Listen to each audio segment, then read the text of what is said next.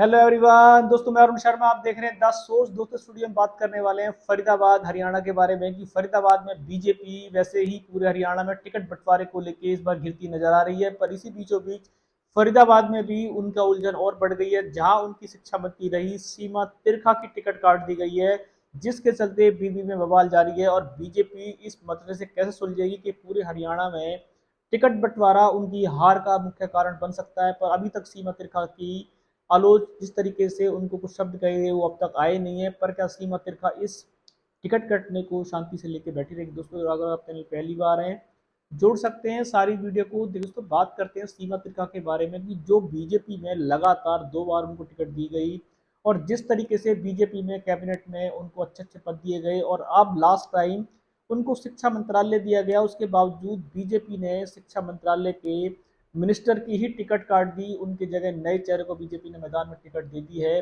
सीमा तिरखा ने इस बार बवाल तो नहीं मचाया, पर जिस तरीके से बीजेपी में गहमा गहमी शुरू हो चुकी है, बड़े बड़े दिग्गजों के जो बीजेपी टिकट काट रही है, इस बार बीजेपी को शायद फरीदाबाद से भी हाथ धोना पड़ सकता है। क्योंकि बीजेपी के नेता, कुछ नेता तो अंदरूनी बगावत करते नजर आ रहे हैं, जो चेहरे पे कुछ नहीं कहना चाहते, पर कुछ नेताओं ने शायद बगावत शुरू कर दी है। पर सीमा तिरखा का अब तक ऐसा कोई बयान नहीं आया है कि वो फरीदाबाद में बीजेपी से खुश नहीं है। पर सीमा तिरखा की टिकट काटना ये बीजेपी की वो नागवार गुजरेगा, क्योंकि सीमा तिरखा का वोट बैंक काफी अच्छा बताया जाता था, उनकी काफी अच्छी पकड़ बताई जाती थी। पर बीजेपी शायद इस बार नए चेहरों पर दाव खेलना चाहती थी।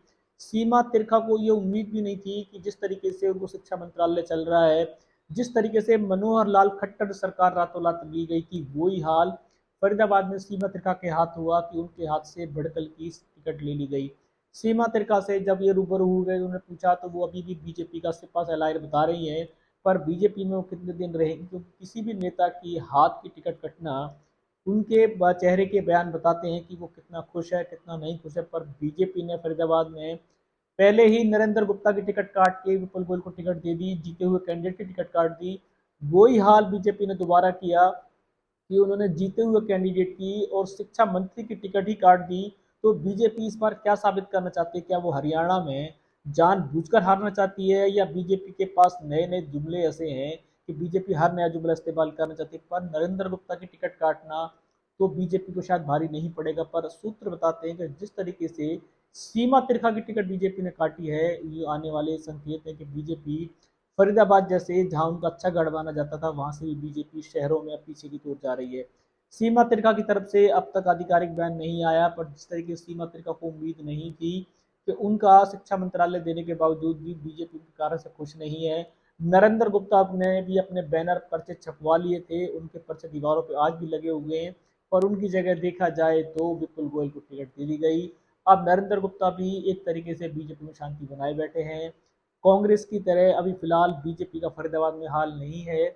दोनों नेताओं ने बीजेपी के लिए बयानबाजी से दूरी बनाई है। पर सीमा तिरका की टिकट काटना बीजेपी के लिए कितना भारी पड़ेगा? क्या बीजेपी फरीदाबाद में पहले की तरह अच्छी खासी वापसी कर पाएगी? क्या पूरे हरियाणा में बीजेपी इस पर हारने की कगार पे है, या फरीदाबाद में भी जो पिछली बार उनकी एनआईटी से सीट खराब हुई थी उसको बचा पाएंगे? दोस्तों रुझान पे नजर बना के रखेंगे कि बीजेपी अपनी बंटवारे को लेके नए पे नए पैतरे चल रही है।